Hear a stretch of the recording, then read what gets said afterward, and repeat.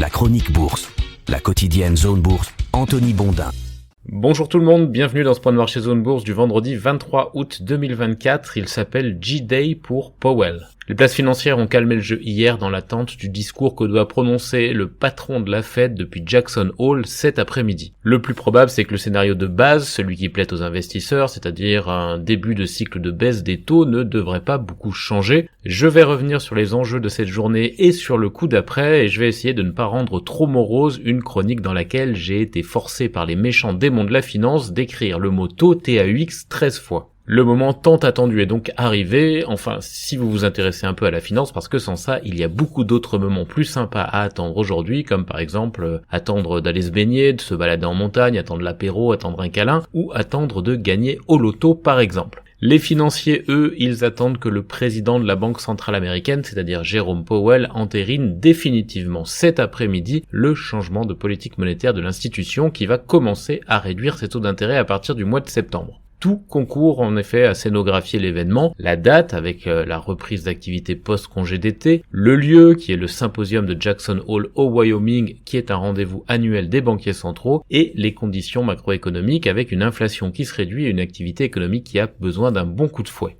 Il n'y aura pas de décision à proprement parler aujourd'hui, mais tout le monde s'attend à un renforcement de la conviction la plus forte du marché, c'est-à-dire un niveau proche de 100% de certitude en faveur d'une baisse de taux. Mais attention, le discours ne sera pas plein ou inutile pour autant, comme je vais tenter de l'expliquer un petit peu plus bas. Mais avant tout, et pour comprendre ce qui se joue actuellement, il faut faire un bond en arrière de 16 ans, et ça nous rajeunit pas vraiment, surtout vous. Les taux directeurs américains sont restés proches de zéro entre la fin 2008 et la fin 2015 pour permettre à l'économie de se redresser après le choc de la crise des subprimes. Ensuite, ils sont remontés jusqu'à 2,5% entre décembre 2015 et juillet 2019 avant de baisser à nouveau entre août 2019 et mars 2020 pour redescendre à un niveau zéro. À l'époque, il fallait évidemment gérer l'urgence des dégâts de la pandémie de Covid.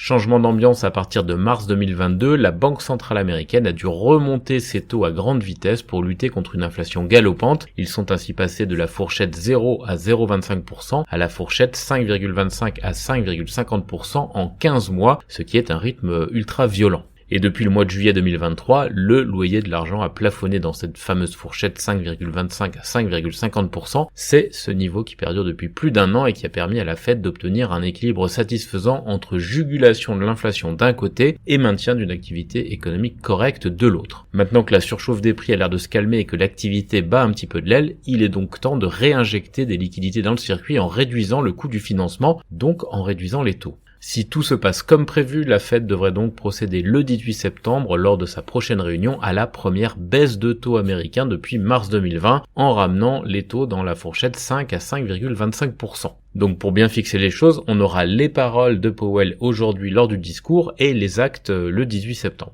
C'est ce qui fait dire à certains économistes que ce discours de Jackson Hole est presque un non-événement. Toutefois, les objecteurs de conscience soulignent malgré tout que le président de la Fed pourrait être tenté de conserver un discours prudent, histoire d'éviter que les investisseurs n'ouvrent les vannes en grand. Et oui, parce qu'en jouant les tristes cires, Powell pourrait ainsi réancrer les attentes de baisse de taux futurs sur un rythme plus crédible que ce qu'il est actuellement. En effet, la Banque centrale a l'air de songer à 2 baisses de taux cette année, 3 à l'extrême limite, alors que les bookmakers du marché, qui sont symbolisés notamment par les contrats à terme, tiennent 3 baisses de taux pour acquises et rêvent même de 4 baisses de taux cette année. Et quand je dis cette année, ça veut dire entre septembre, octobre, novembre et décembre. Et comme il n'y a que 3 réunions de la Fed prévues sur ces 4 mois, ça signifierait qu'une des baisses de taux devrait être une double baisse de taux, et ça je ne suis pas sûr que ce soit bien raisonnable. En tout cas, la cadence de l'assouplissement monétaire est d'ores et déjà le véritable enjeu pour les actions et les obligations. Et oui, quand les financiers tiennent quelque chose pour acquis, en l'occurrence le retour à un cycle de baisse de taux, eh bien ils anticipent évidemment la suite. Le débat va donc rapidement se reporter sur la question de savoir à quelle vitesse l'argent va redevenir meilleur marché, et ça c'est important parce que ça conditionne évidemment la tectonique des stratégies financières, en particulier sur les actions. Je vous donne un petit aperçu, baisse de taux et atterrissage économique en douceur par exemple, c'est censé être un terreau fertile pour l'automobile, l'énergie ou les foncières, mais aussi pour les valeurs décotées, et un terreau évidemment moins favorable pour la technologie, les valeurs de croissance ou les stratégies momentum. Hier, les indices actions ont appuyé sur le le frein aux États-Unis en évitant de venir titiller leur record avant le fameux discours de Powell. Et ça, c'est plutôt prudent. Un certain attentisme est encore attendu aujourd'hui jusqu'à 16h heure de Paris. Ça, c'est quand le patron de la Fed entrera dans la danse. Dans le reste de l'actu, en politique d'abord, Kamala Harris a officiellement accepté l'investiture démocrate pour l'élection présidentielle américaine. L'expression candidate potentielle va donc pouvoir être raccourcie pour le plus grand bonheur des spécialistes de la titraille de presse qui n'auront plus à couper dans des phrases à rallonge. Côté société, ça bouge pour une fois à l'est du lac de Genève puisque Nestlé fait sa révolution en remplaçant son directeur général Mark Schneider, en poste depuis 8 ans, par Laurent Freixe, un pur produit du sérail. Le pétrole, l'or et le dollar ont pour leur part inversé hier des tendances qui étaient bien ancrées sur les séances précédentes. Ainsi, le dollar a un petit peu rebondi, l'or noir aussi, pendant que le métal précieux repassait sous la barre des 2500 $ l'once. Il ne s'est quand même pas passé grand chose sur ces marchés hier.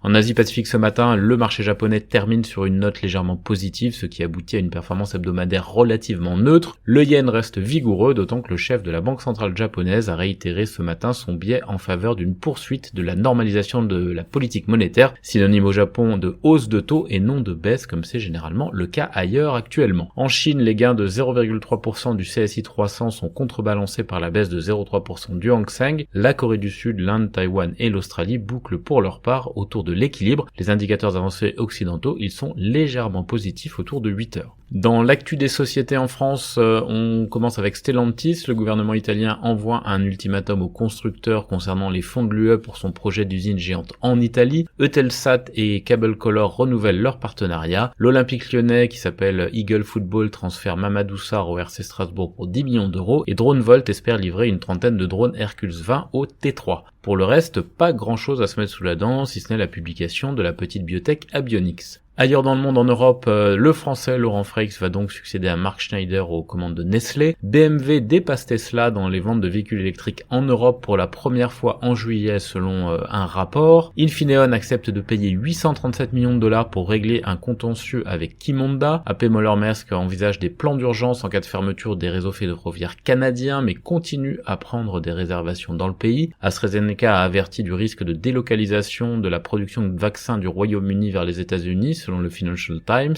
Getinge achète Paragonix Technologies pour environ 477 millions de dollars et Siemens négocie la vente de son unité de logistique aéroportuaire à une filiale de Toyota Industries. En Amérique du Nord, Apple va mettre à jour les options de son navigateur dans l'UE et rendre plus d'applications supprimables. L'investisseur activiste Starboard demande au conseil d'administration d'Autodesk d'évaluer les performances du CEO après des problèmes comptables. Intuit a dépassé les attentes mais le titre a peu réagi. Peloton Interactive, prudent sur le court terme, flambe après avoir fait part d'ambitions élevées en 2025. Legembi, médicament d'Eisai et de Biogen contre la maladie d'Alzheimer, a reçu l'approbation de la MHRA en Grande-Bretagne et les pilotes d'Air Canada votent pour donner au syndicat un mandat de grève selon CBC. En Asie-Pacifique et ailleurs, des entités chinoises se tournent vers le cloud d'Amazon et de ses rivaux pour accéder aux puces américaines haut de gamme et à l'IA. Alibaba a obtenu le feu vert de ses actionnaires pour passer à une cotation primaire à Hong Kong et le bénéfice du premier semestre de Ping An Insurance a augmenté de 7%. Les principales publications du jour en Asie-Pacifique, elles sont chinoises. On a China Petroleum, Zijin Mining ou encore CRRC. Voilà, c'est terminé pour ce dernier point de marché de la semaine. Je vous souhaite à toutes et à tous une très bonne journée et un excellent week-end.